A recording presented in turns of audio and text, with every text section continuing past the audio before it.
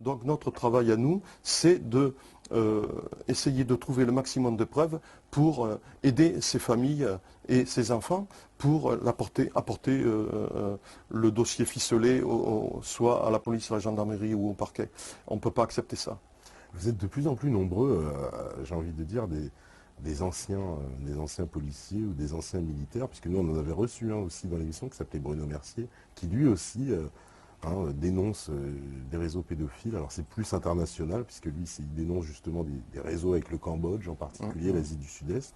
Mais vous arrivez à la même conclusion, puisque lui aussi parle de protection, lui aussi parle d'implication à très haut niveau, et que c'est pour ça que ces affaires n'éclosent pas comme ça au grand jour.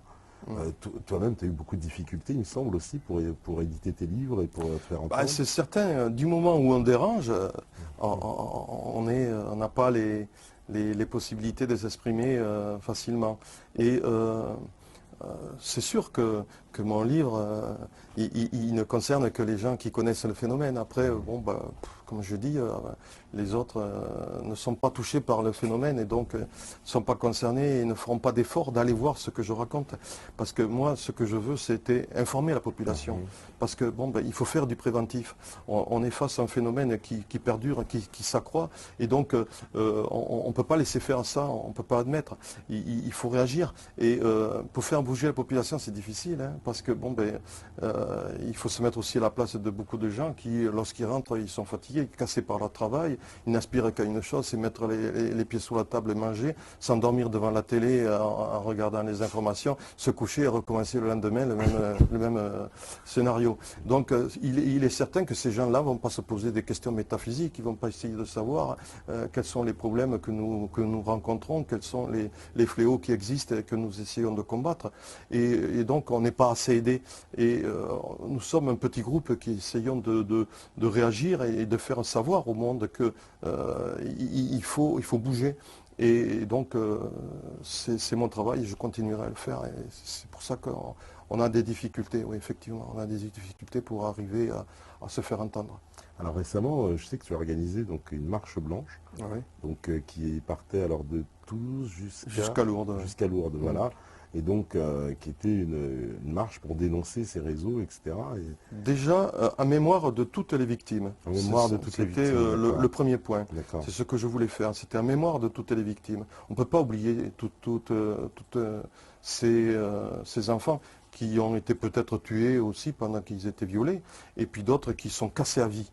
Et donc, c'était mon premier point. Et le deuxième point, c'était aussi pour dénoncer. Et le troisième point, c'était pour faire connaître notre démarche. C'était les trois points que je voulais faire connaître grâce à cette marche blanche qui est partie de Toulouse pendant 10 jours jusqu'à Lourdes. On a souffert beaucoup parce qu'on a fait quand même, on a marché pendant 330 km, parce que nous n'avons pas marché dans une ligne droite, on a marché en zigzag selon les communes qui pouvaient nous recevoir. Et il n'y en avait pas beaucoup, hein, parce que quand je vois qu'il m'a fallu faire 10 étapes et j'ai eu énormément de mal à trouver les 10 communes pour nous accueillir. Et alors que tu en avais contacté, je crois que tu m'as dit 90, c'est ça? J'en ai contacté énormément. Ouais.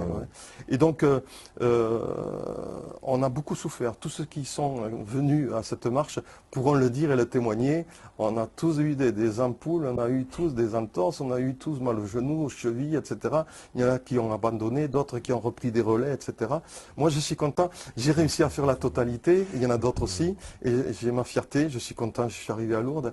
Et je me suis fait très mal. Je peux vous dire que même à une étape, j'ai cru que j'allais tomber dans les pommes et j'ai été très mal. C'était une étape qui avait été très difficile, en plein soleil. Je crois que j'ai chopé une insolation et mais j'étais très mal, j'étais à ras de m'évanouir. Mais je voulais y aller. Il y en a un qui a terminé avec des béquilles. Donc, pour dire la volonté quand même de ces jeunes, parce qu'il y avait aussi pas mal de jeunes, quelques-uns qui avaient pas tout à fait mon âge, mais qui n'était pas loin. Et moi, quand même, qui ai dépassé largement les 60 ans, je voulais y arriver. On est arrivé, on a été content, on est arrivé à Lourdes. On a fait ça pour ces enfants, on a fait ça pour se souvenir des souffrances qu'ils ont vécues. On a fait ça aussi pour que on puisse arrêter ce phénomène, l'éradiquer totalement. et on a fait ça aussi pour que les gens sachent. Parce qu'on s'est rendu compte pendant qu'on faisait notre marche qu'il y a des gens quand même qui écoutent, des gens qui nous klaxonnaient, des gens qui nous disaient bonjour, parce qu'on avait des banderoles, on savait pourquoi. Puis on avait des maillots où c'était écrit dessus, des maillots blancs, où on avait marqué ce qu'on faisait, des gens qui sont venus discuter avec nous, des gens qui nous ont offert à boire, des gens des maires qui nous ont offert l'apéritif, un apéritif dînatoire, des maires et des communes qui nous ont offert le petit déjeuner, etc. Donc, je me suis rendu compte que cette marche, elle a eu un certain impact. Pas l'impact que je pensais, parce que je croyais qu'on allait être beaucoup plus nombreux. Je pensais que aussi il y aurait eu davantage de gens qui auraient été sensibles à notre manifestation, à notre marche blanche. Mais c'est la première. Si nous pouvons en faire d'autres, j'espère que nous aurons un impact supplémentaire plus fort et que nous parviendrons à nous faire écouter et à faire en sorte aussi que ce phénomène soit totalement éradiqué. C'est ce que je cherche. Parce qu'il y a de plus en plus de gens quand même qui se prennent conscience. Moi aujourd'hui, quand j'ai été dans plusieurs manifestations assez récemment, et j'ai vu, à ma grande surprise, pas mal de banderoles avec arrêtons les réseaux pédophiles, dénonçons. Il y a un travail à cause d'Internet, enfin grâce à Internet, Oui. il y a eu un... Oui, heureusement, comme je dis, il y a des jeunes qui ont le courage de s'investir. Parce que c'est pas évident, hein, c'est du travail, parce qu'il n'y a pas que dénoncer, il y a aussi quelquefois faire des petites enquêtes pour voir parce que nous connaissons des gens qui nous disent, bon ben, on pense connaître des pédophiles qui agissent dans notre commune. Donc on va sur place, on essaie de voir, on essaye de faire le travail des policiers et des gendarmes, parce que nous, on n'hésitera pas à mener des dossiers ficelés aux policiers et aux gendarmes pour qu'ils travaillent et qu'ils continuent de faire des investigations, parce que nous, on n'a pas les moyens qu'ils ont. Hein. Mais on commence déjà à sortir de l'œuf l'histoire, et si elle est déjà un petit peu ficelée, on a des chances qu'elle sera plus prise au sérieux par les institutions qui feront les investigations par la suite. Donc c'est un travail qui est difficile, c'est un travail ingrat.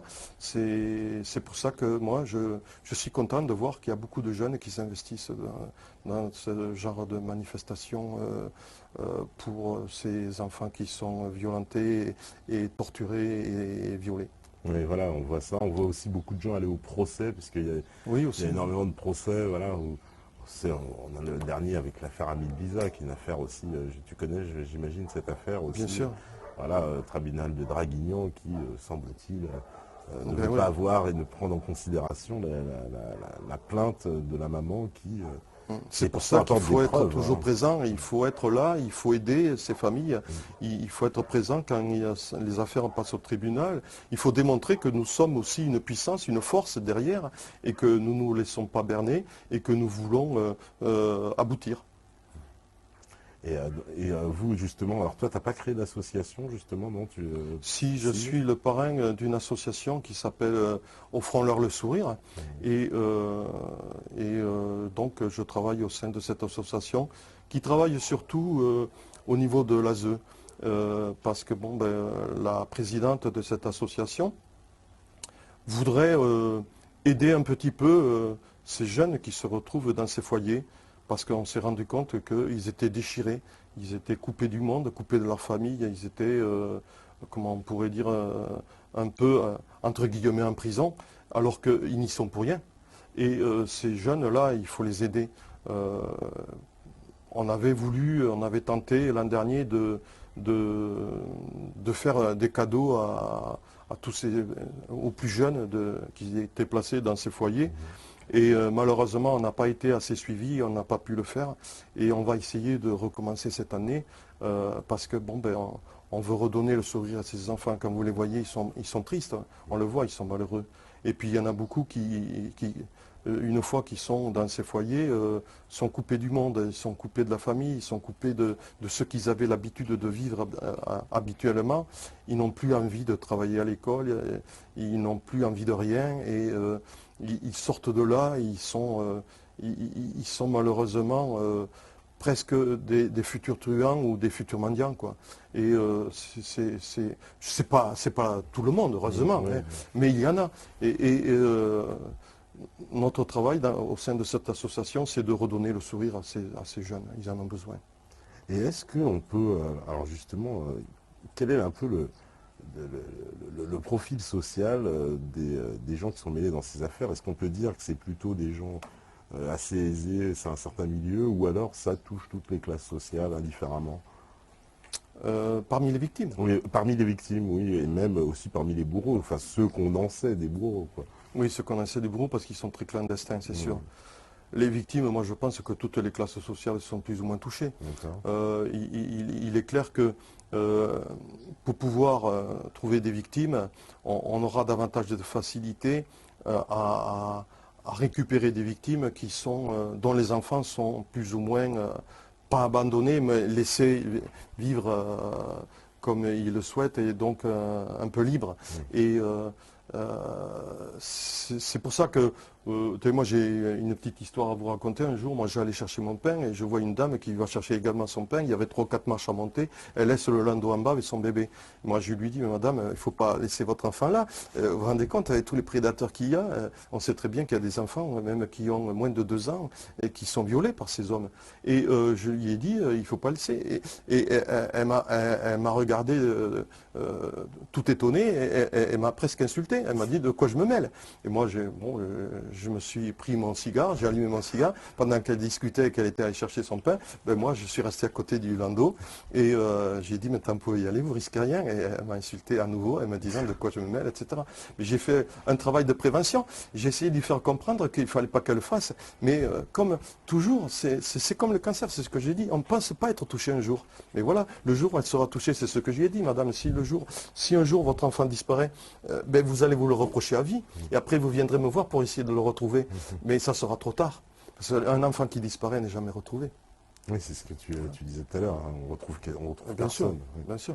Donc il y avait eu l'affaire justement, alors tu l'as évoqué un petit peu, mais c'est vrai, Estelle Mouzin, il y avait Marion, je ne me rappelle plus de son nom. Je me souviens, moi, Voilà, donc mais c'est des affaires Wagon. voilà, c'est des affaires qui nous avaient beaucoup bouleversés, elles avaient été quand même relativement médiatisées, il y avait eu des alertes enlèvement, etc. Oui, elles ont été très médiatisées Oui. parce que les parents ont fait tout le nécessaire pour médiatiser ces disparitions et malgré ça, on n'a pas pu les retrouver. Donc c'est là qu'on se rend compte que ces prédateurs et tous ceux qui les aident sont très forts et ils y mettent les moyens, ils sont clandestins. Et quand on a affaire à des situations, à des groupuscules clandestins, c'est très difficile de les remonter.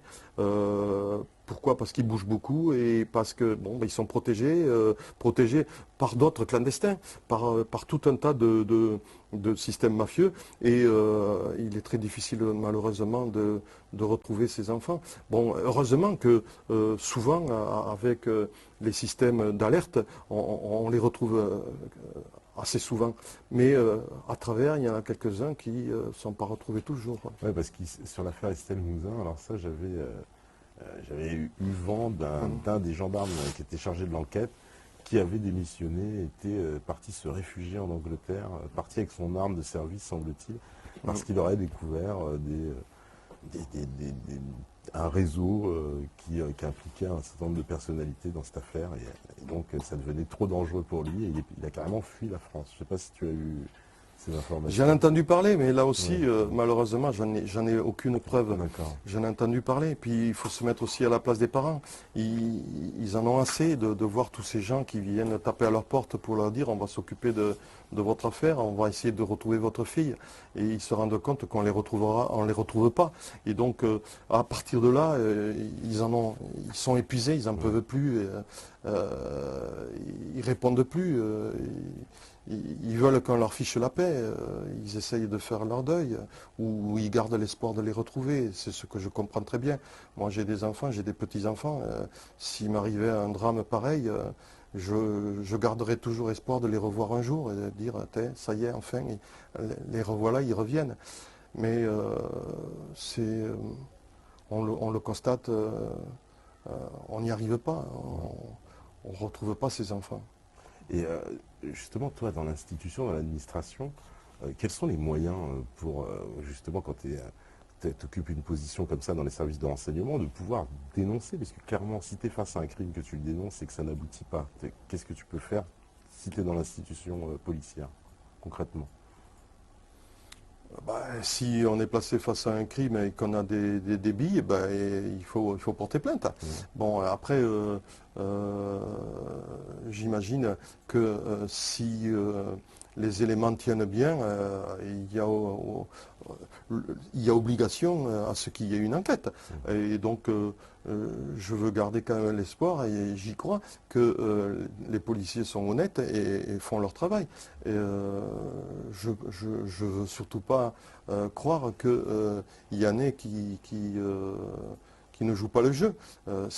On est flic, hein, on doit faire notre travail. On a des gens qui viennent nous apporter des éléments, il faut les étudier, il faut les examiner à fond. Comme nous, on disait toujours, dès qu'on enquête, on a plusieurs portes et on prend chaque fois une porte et dès qu'on ne trouve rien, on la ferme, on passe à l'autre, etc., jusqu'au moment où on peut réussir à remonter jusqu'à celui qui a commis le crime. C'est le travail de tous les enquêteurs, de tous les inspecteurs, de tous les officiers. Donc moi, je crois quand même encore à la police. Et comment elles sont ordonnées, les enquêtes dans les services de renseignement? Qui décide? Puisque finalement, nous, le public, on a très peu à faire aux services de renseignement. Mais qui dit oui, bah tiens, on va enquêter sur ça, bah ça, on va enquêter? C'est selon aussi l'actualité. Hein.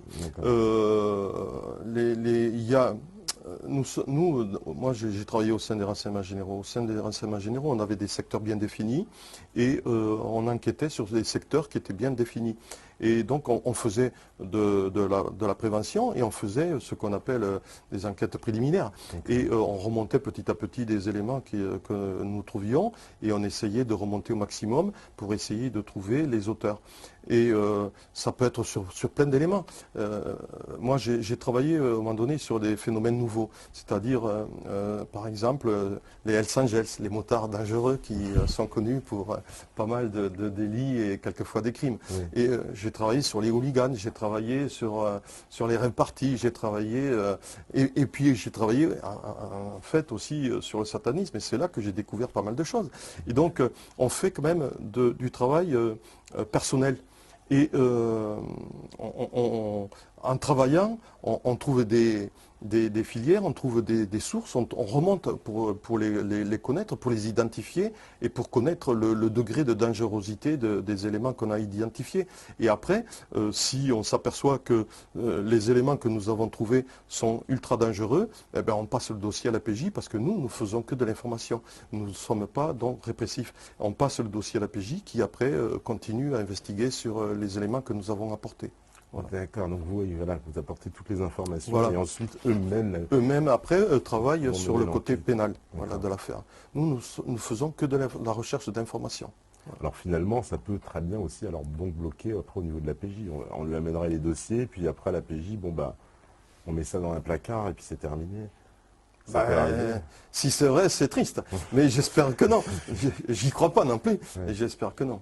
D'accord. Parce qu'on se demande, c'est vrai que c'est ça qui nous étonne le plus, c'est de voir à quel point ces affaires n'aboutissent pas. C'est ça qui est vraiment. Alors après, si elles n'aboutissent pas, c'est vrai que c'est pas toujours évident aussi. Hein.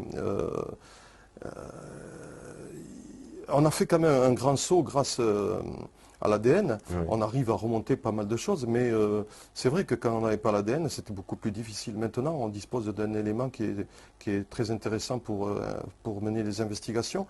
Moi, je crois quand même que les policiers de la PJ font leur travail. Après, s'il y a des brebis galeuses, moi je ne suis pas au courant. Il peut y en avoir hein, dans toutes les corporations, dans toutes les professions, il y a des brebis galeuses. J'espère qu'il n'y en a pas beaucoup ou qu'il n'y en a pas. Mais s'il y en a, il faut les jeter. Moi, j'en connais pas. Mais s'il y en a, il faut les jeter. Il ne faut pas hésiter. Et qu'est-ce que tu donnerais comme conseil justement, on va dire, aux gens qui nous écoutent, qui peuvent être confrontés à ces problèmes, et qu'ils soient justement des victimes ou des gens qui sont témoins, qu'est-ce qu'il faut faire? Parce qu'on est un peu désemparés. Et il est clair que c'est vrai que ces familles sont désemparées, elles sont déjà dans le malheur. Donc elles sont un peu paumées. il ne faut pas qu'elles hésitent à rencontrer les associations qui se sont formées pour les aider.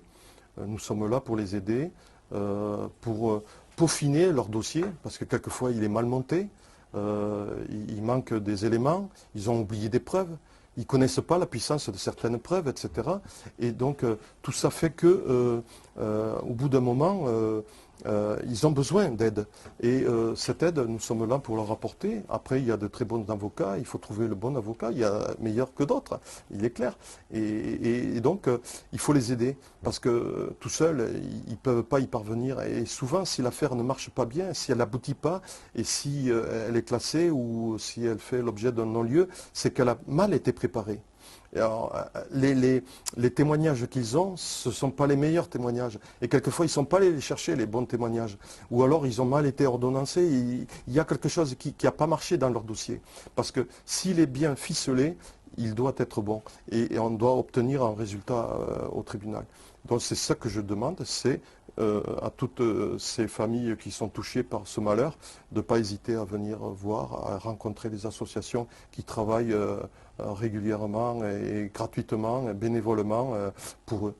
Parce que par exemple, dans le cas où il y a un cas de violence physique sur les enfants, on sait qu'il faut immédiatement aller voir un médecin pour faire un certificat. Ah, bien sûr, Ouais. bien sûr. Si on a des traces, eh ben, de suite, il faut les repérer. Parce que si on attend trop, ben, ces traces risquent de disparaître. Et si elles ne disparaissent pas, elles n'auront pas la violence du moment où on aurait dû la mener, c'est-à-dire pratiquement immédiatement. On va perdre dans la violence de l'acte. Parce qu'on ne retrouvera jamais... en parlant avec des mots difficiles à entendre, un anus dilaté. Et il reprendra sa forme petit à petit. Et si on attend trop, peut-être il aura perdu même cette dilatation. Donc il ne faut pas hésiter, il ne faut pas avoir honte. Malheureusement, il y a des tabous. Il y a des familles qui pensent, oh là là, il ne faut surtout pas en parler, parce que va dire le voisin si on sait que mon fils a été violé par un pédophile, etc. Non, il faut passer au-delà de ça. Il faut penser à l'enfant qui est démoli. Il faut penser quand même à supprimer supprimer entre guillemets, ce pédophile. Donc pour pouvoir l'empêcher à continuer à récidiver, il faut l'arrêter. Et pour l'arrêter, il faut donc agir très vite. Parce que c'est en agissant très vite qu'on arrivera à récupérer, à sauter cet individu.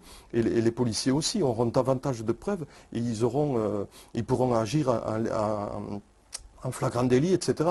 Avec des flagrants délits, on a davantage de puissance policière. Donc c'est ça, il faut agir de suite, immédiatement. C'est ce que moi je conseille. C'est ça. Il ne faut pas attendre. Il faut pas attendre. Et si il y a eu, parce que des fois on sait, alors ça j'ai obtenu certains témoignages, on me dit que des fois les médecins sont un peu réfractaires et refusent de faire eux-mêmes justement ces analyses.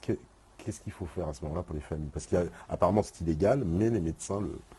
Bah, si on refuse, il faut aller voir d'autres, il faut aller à l'hôpital, il faut aller aux urgences, il faut aller n'importe où. Et il faut même ne pas hésiter à Amener un envoyer témoin, par exemple, voilà, puis il faut envoyer un courrier au procureur de la République en expliquant la situation. Il faut tout dénoncer, il faut agir très vite.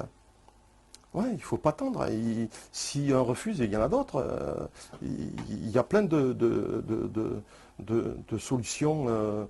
Si on ne veut pas, il y a des médecins qui ne demandent que ça, c'est faire leur travail. Ouais. Donc toi, tu es quand même assez optimiste, on va dire, sur on va dire la bonne, la bonne moralité, on va dire quand même des institutions, malgré tout, quoi. Pas tous. J'essaye de croire qu'on ne peut pas ne pas faire son travail. Moi, j'ai toujours fait mon travail consciencieusement et je me pose la question, quel plaisir peut-on trouver à ne pas le faire? Et si on ne le fait pas, pourquoi on le fait? Et c'est-à-dire que je tombe des nues, moi. Si on me dit qu'il y a des flics qui ne font pas leur travail, je me dis, c'est pas possible. Si on me dit qu'il y a des toubis qui ne font pas leur travail, moi j'ai ma belle-fille qui est médecin, je sais comment elle travaille, je sais comment elle s'investit. Je tombe des nues si on me dit qu'il y a des médecins qui ne font pas leur boulot. Pareil pour les avocats, pareil pour les magistrats, pareil pour les flics. Si on a des preuves, même il faut les dénoncer. Mais attention, il faut être très prudent, il faut les avoir ces preuves. Et quand on annonce, quand on apporte les preuves, il faut bien les recouper au préalable. Parce que sinon, après, c'est nous qui allons avoir des problèmes. Donc quand on amène des informations, il faut toujours qu'elles soient recoupées, il faut toujours qu'elles soient très sûres. Il faut que ce soit un travail très bien fait. Et là, après, il ne faut pas hésiter à dénoncer. D'accord. Alors justement, en parlant de dénonceurs, moi j'ai envie d'aborder aussi les sujets de ton deuxième livre, donc les coups tordus des services français.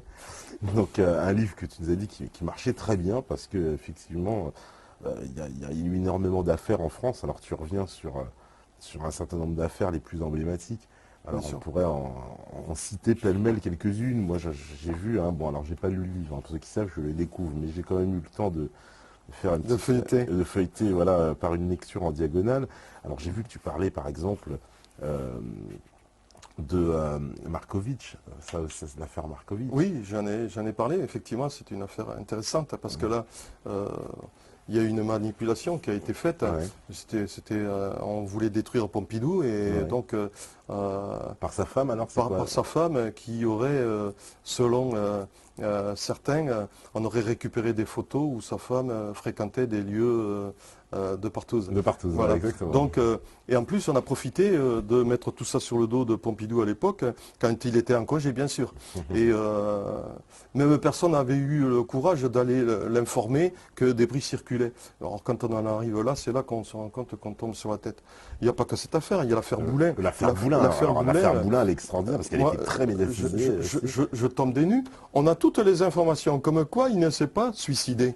Les lividités cadavériques, il les a dans le dos et on le retrouve pratiquement à plat ventre, à quatre pattes dans l'eau. Quand on le sort de l'eau, il n'a pas de boue et de vase sur son pantalon et ses chaussures, alors que ce petit lac, qui est pas plus profond de 50 cm, est plein de vases. Donc s'il y est allé lui-même, il est obligé d'avoir les traces. S'il n'a pas des traces sur le pantalon, c'est qu'on l'a porté et jeté. Quand on se rend compte que Fabienne Boulin, sa fille, lorsqu'elle demande à exhumer le corps de son père, il y a des traces de violence sur le visage de son père, avec le nez cassé, des traces sur les pommettes, la mâchoire, etc., de violence, il a été vraiment massacré cet homme. Et on ne va pas, avant de se suicider, se donner des coups. Ça ne tient pas debout. Et pourquoi les poumons ont disparu? Quand Fabien Boulin a voulu voir s'il y avait des traces dans ses poumons de l'eau, de la boue, enfin, dans l'endroit où on l'a trouvé, impossible. Impossible de trouver les poumons ont disparu. Quand on ouvre le corps du papa de Fabienne Boulin, on se rend compte que les poumons ne sont plus là. Mais on tombe sur la tête, on a plein d'informations. Fabienne, elle a un dossier énorme. Mais elle a un dossier, et il faut savoir, attention, que c'est prescrit en 2017. 2017, c'est bientôt. C'est pour ça qu'il faut que se battre. C'est pour ça qu'il faut aider Fabienne. Et c'est pour ça que j'ai aussi souligné le problème de ce suicide à bracadabrant. Ça ne tient pas debout. Oui, parce que la justice a conclu un suicide. Hein, donc, bien sûr. Alors, ça arrangeait beaucoup de monde, peut-être. Alors, il me semble qu'à l'époque, bon, évidemment, je dois mieux connaître le dossier que moi, mais que c'était la gendarmerie, il me semble, qui avait commencé l'enquête. Tout à fait. C'était parti sur les chapeaux de roue, et immédiatement, ça leur a été retiré pour être confié à la brigade criminelle à Paris. Oui, c'est le procureur Charles Ray qui a pris cette décision. Et apparemment, c'est ce procureur aussi qui avait décidé de ne pas faire d'autopsie du visage de Boulin. À la demande des parents et de la famille. Or, Fabienne se défend, et elle dit qu'elle n'a jamais entendu dire, et ils n'ont jamais donné cet ordre. Cet ordre de ne pas faire d'autopsie. Voilà, c'est pas vrai. Donc, apparemment, Charles Ray a menti. Et c'est bizarre parce qu'on retrouve ce procureur de la République, Charles Ray, dans une autre affaire, c'est l'affaire Bignon. Bignon, on le retrouve mort sur une autoroute, toujours à proximité de l'endroit où Boulin a été tué. La voiture est garée sur le bord de la route, apparemment en panne.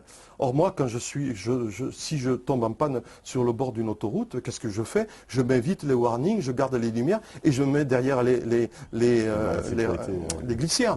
Or lui non, il éteint les lumières, il met pas le warning, il gare mal la voiture et il se met pas derrière les glissières, il reste au volant de sa voiture. Un camion arrive, catapulte, la voiture prend feu et il meurt. Moi, j'y crois pas. C'est pas possible. C'est tout. C'est un homme intelligent, Bignon. C'était un homme intelligent, Bignon. Donc, Bignon ne peut pas faire ça. C'est pas possible. Or, il faut savoir que Bignon meurt quelques mois après Boulin. Et Bignon et Boulin étaient très copains. Et ils s'étaient vus quelques heures avant que Boulin soit tué. Fontanet également. Il avait rencontré Boulin quelques heures avant qu'il soit tué. Et Fontanet est abattu d'une balle dans le dos alors qu'il revenait d'une réunion. Donc, ce sont des choses, c'est un phénomène qui est vraiment qui pousse à se poser énormément de questions. Et c'est pour ça que j'ai voulu en parler dans mon livre, ça aussi. Alors Robert Boulin, je rappelle, était ministre du Travail. Ministre du Travail. Et en tant que ministre du Travail, je peux vous dire qu'il devait connaître pas mal de choses sur les commissions, les rétrocommissions, etc. Bien sûr. Oui, semble-t-il, il était très très informé. Alors, je ne sais pas si tu en parles dans le livre de l'affaire Bérégovoy. L'affaire Bérégovoy, non, j'en parle pas parce que j'ai pas assez d'éléments et j'ai pas voulu en parler. J'en parle pas, non, pas du tout. L'affaire Bérégovoy. Une affaire aussi un peu qui ressemble un petit peu à cette affaire. Cette affaire Boulin, quoi. On parle d'un suicide un peu étrange avec. Je parle de l'affaire Grossouvre. Alors l'affaire Grossouvre aussi, oui. Effectivement, on le retrouve mort dans son bureau. De l'Élysée. De l'Élysée. Il faut savoir quand même que Grossouvre était en contact avec un gendarme, un capitaine, et qui s'est démontré tout récemment et qui a fait l'intervention du RAID. Bon, donc cet homme était au courant de pas mal de choses. Il était allé au Rwanda, il a vendu des armes alors que l'ONU avait interdit de vendre des armes à la peuplade Hutu à l'époque. Et donc cet homme-là, ce gendarme, je ne donne pas le nom parce que, bon, quoi que je le donne dans mon livre, a été entendu et apparemment il est malade, il a la maladie de Parkinson et donc il ne peut plus trop bien répondre aux questions qui lui sont posées. Il a perdu la mémoire, il a perdu beaucoup de choses et il ne peut plus trop s'expliquer. Ça tombe très bien. Mais moi je n'hésite pas dans mon bouquin de dire que s'il y a eu un génocide au Rwanda, il n'y est pas pour rien. Alors, je ne sais pas si tu abordes aussi Charles Hernu. Non, pas du tout, je ne l'ai pas eu. J'en ai choisi que quelques-uns. Je ne peux pas tout mettre, il y en a tellement. Oui, voilà, il y en a tellement, finalement, oui, un peu emblématique quand même aussi. Alors, j'avais vu aussi, la mort de Jean de Broglie. Oui, alors là, c'est quelque chose d'assez particulier. Oui. C'est une nébuleuse. De Broglie vivait dans une nébuleuse. C'était un homme bizarre. Tout le monde était au courant sur tous les tripatouillages qu'il faisait, mais personne n'est allé lui dire « attention, tu es en danger ». Ça, je ne comprends pas. C'est la moindre des choses. Moi, je pense qu'on aurait dû même l'interpeller. Oui. On aurait dû lui demander des précisions sur tout ce qu'il faisait. Non, on l'a laissé tranquille, on l'a laissé faire, on l'a laissé se mouiller, s'embourber, jusqu'au moment où, il est mort. Il est mort, alors là, d'une manière assez particulière aussi, et il faut lire mon livre parce que je ne peux pas tout dire non plus, parce que sinon après mon livre on ne le lira plus. Mais non, mais c'est vrai que c'est un cas assez particulier là aussi, et j'ai pris un grand plaisir à l'écrire parce qu'on tombe sur la tête là aussi.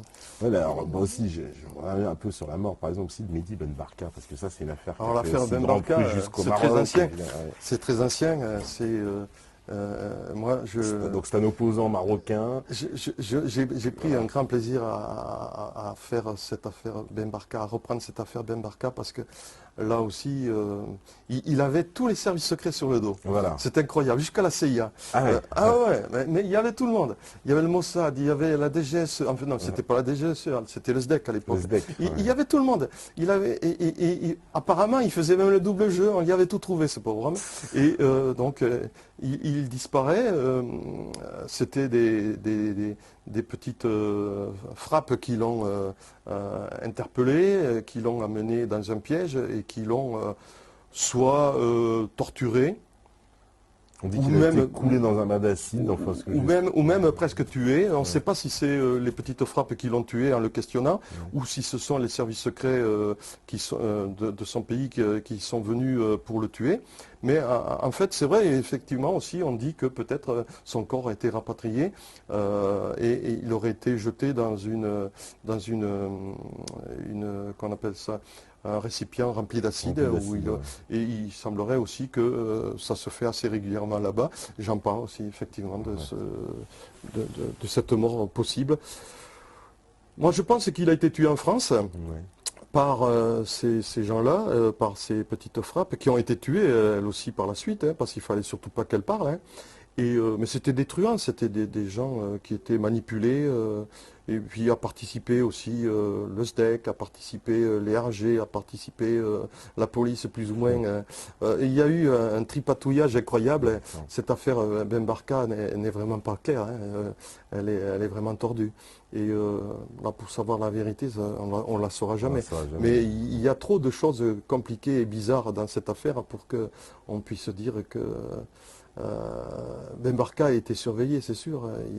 Il fallait le tuer. Il était devenu un homme dangereux. Et c'est comme, alors, une affaire qui fait le lien, si j'ose dire, avec le premier sujet, c'est l'affaire du pasteur Doucet aussi. Alors, lui, il était impliqué dans des réseaux pédophiles. Enfin, c'est ce qu'on Le pasteur Doucet était un homme particulier. C'était un homme qui avait des contacts avec des pédophiles, avec des gens qui étaient très connus, hein, dans le monde pédophile. Il avait comme amant des hommes qui étaient, qui étaient vraiment mêlés dans des affaires de pédophiles. Mais ce qu'il avait surtout, c'est qu'il avait un carnet d'adresses qui était très bien fourni. Et Yves Bertrand a même dit un jour, Yves Bertrand, qui était le patron des renseignements généraux, avait dit qu'il avait un carnet d'adresses fort de 1000 noms et que dans cette liste de noms, il y avait certainement des personnes bien placées. Et quand je dis bien placées, c'est dans la hiérarchie qui nous gouverne. Et donc, il avait eu le malheur de se vanter d'avoir ce carnet d'adresses et c'était devenu donc un homme qui était dangereux et qu'il fallait abattre. Donc on a mis longtemps l'affaire sur le dos des renseignements généraux et sur un inspecteur que je connaissais et qui a pu démontrer, il avait été défendu par Vergès à l'époque, qui a pu démontrer qu'il n'était pour rien dans cette affaire. Et donc, c'est resté toujours un point d'interrogation. Comment est-il mort? Parce que l'amant de Doucet, quand des personnes se présentent à sa porte, tapent à sa porte, il montre une carte bleu-blanc-rouge. Mais il faut savoir que le SAC avait une carte bleu-blanc-rouge aussi à l'époque. Donc, ça pouvait être aussi des gens du SAC qui l'ont interpellé. Ça peut être des flics qui l'ont interpellé, ça peut être beaucoup de gens qui ont des cartes bleu-blanc-rouge. Donc c'est une grande question. Mais la réponse, on l'a. Doucet était un homme dangereux. Doucet était un homme, je ne sais pas s'il était pédophile, mais il fréquentait les pédophiles. Il les protégeait. Et c'était un homme qui était vraiment pas neutre. Il n'était pas, comment on pourrait dire, blanc. Même je dirais c'était un salaud, quoi. Je pleure pas sa mort. Mais parce que cet homme était vraiment... en lisant mon livre, j'apporte beaucoup de preuves sur sa dangerosité. Sur sa dangerosité, oui. Parce que bon, il y en a beaucoup qui avaient essayé quand même de le défendre à l'époque. Oui, mais c'est qu'eux aussi n'étaient pas très clairs. Alors il y a une affaire, évidemment, alors là, on ne peut pas échapper, puisque c'est une affaire qui a un des plus, on dirait l'un des plus grands face-flags pour la France, c'est l'affaire Mohamed Merah. Ouais, Alors en plus, on est ici même à Toulouse où se sont déroulés les faits. ouais.